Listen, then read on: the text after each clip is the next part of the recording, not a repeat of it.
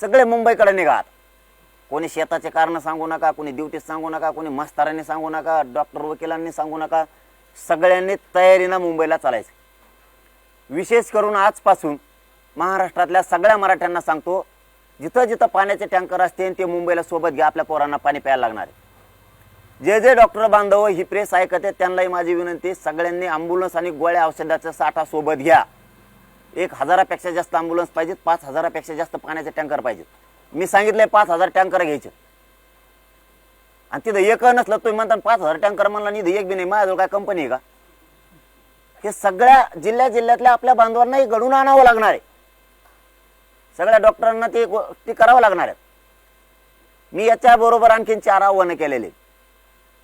मास्तर असेल, डॉक्टर असेल, वकील असेल आणि श्रीमंत राजकारणी मराठी असतील, यांनी स्वतःच्या गाड्या बाहेर काढा म्हणून सांगितलेलं आहे.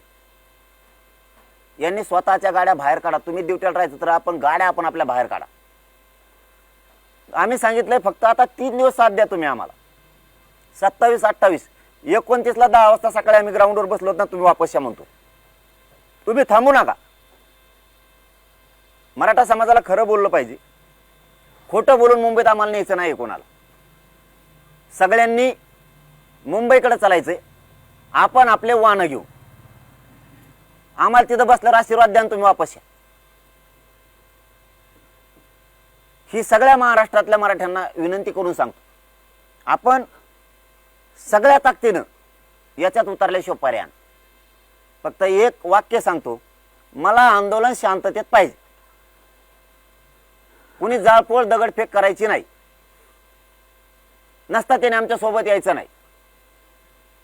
यालाच जोडून दुसरा डाव होऊ शकतो. सरकार आपल्यात एखादी टोळी घालू शकतो. ते माझ्या नावाच्या घोषणा देईल, मराठा आरक्षणाचे देईल. आपल्याला असं वाटून मला लय कट्टर दिसतोय आपला, कपडे फाडायला बसलाय तो त्याचे स्वतःचे, ती गोंधून आणायला बसलाय. मग फोटो त्याच्या अंगावर टी शर्ट घालीन फोटोचे. आपल्याला वाटत हे आपलं कट्टर दिसतंय.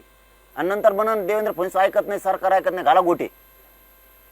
ते सरकारने पाठवलेली टोळी असू शकते, हे लक्षात ठेवा. त्याच्यामुळे त्याला धरायचं आणि पोलिसाच्या गाडीत फेकायचं. नाही तर आपल्या शेजारी जरी जाळपोळ सुरू झाली, दुखून सुद्धा बघायचं नाही, सरळ चालायचं मुंबईकडे. ते उद्योग बघ म्हणायचं तिकडे, ते कोणी देव. आपण त्याच्यात घुसायचं नाही. माझ्या संघ येणाऱ्या बांधवांनी एकाने सुद्धा जाळपोळ दगडफेक करायची नाही. तुम्हाला काय घेणं आहे का? आरक्षण पाहिजे. दगड मारले तरी आरक्षण पाहिजे, शांततेत आरक्षण पाहिजे. तुम्हाला आरक्षण देतो ना, तुम्हाला काय करायचं? न मिळणारं 70 वर्षातलं आरक्षण दिलं ना शांततेनं. मला समाजाचं नुकसान नाही करायचं, समाजाचं पोराचं वाटलं नाही करायचं. वाटलं झालं का आरक्षणाला घेऊन काय करतो? तुम्ही फक्त शांततेत नुसते मुंबईत मराठी निघाले ना, महाराष्ट्रातल्या मराठ्याला एक महत्वाचा शब्द सांगतो, तेवढाच फक्त मराठ्याने ध्यानात घेतला, मराठी जिंकले. तुम्ही फक्त उठान मुंबईकडे निघा, पुरा देश बंद पाडला म्हणून समजा. ऑटोमॅटिक काहीच करायचं नाही, नुसतं चालायला लागायचं आणि मांडी घालून बसायचं. देश बंद पाडला. देश, महाराष्ट्राने देश बंद पाडला. एवढी ताकद मराठ्याच्या, दगड हाणायची गरज नाही. फक्त आजच पासून आता काम बंद. आता नुसती मुंबईची तयारी. आपला पुढचा मुद्दा, प्रत्येक माणसानं, मोर्चातल्या मुंबईतल्या प्रत्येकानं स्वतः स्वयंसेवक बनायचं. प्रत्येकानं म्हणायचं नाही मी मोर्चात आलतो स्वयंसेवक काय करतात आणि तू काय करतो. मग प्रत्येक जण स्वयंसेवक हे ध्यानात ठेवा. कुणाला अडचण आली, दुखायला लागलं, उचलून रस्ता द्यायचा, त्याला ॲम्ब्युलन्स पर्यंत न्यायचं. कुणाला जेवायला नसलं तर आपली भाकर द्यायची. कुणी जेव घालीन आपल्याला नाही घालीन आशेवर जगायचं नाही. तयारीने चला. उपाशी राहिले तर राहायचं, मग ती तयारी ठेवा. मग नाही मिळाली निघाला गावाकडं. खायलाच नाही बा, रोग आला का 2-4 दिवसांत तुला काय होईल? निर्भीड बना. कडवट बनल्याशिवाय समाज मोठा होत नाही. रोज मग लेकरं अधिकारी बनायला लागले तर रोज. काल 2 पोरी MBBS झाल्या होत्या. बापाच्या अंगावर कपडा सुद्धा नीट शर्ट नव्हता, माहितीये का? पाठीमागची बाजू सगळे दोऱ्याने सुईने शिवलेली होती पुरी. किती आनंद असतो त्याच्या घरात. MBBS मध्ये लहान विषय समजा 1 कोटी रुपये खर्च लागतो शिकायला. 1 कोटी. त्या पोरीचा नंबर लागला, ते मला आमच्या 10 पेट्यात दलिंद्रीच फिटली. हे भानावर आहे फक्त. त्याच्यामुळे विचार करू नका.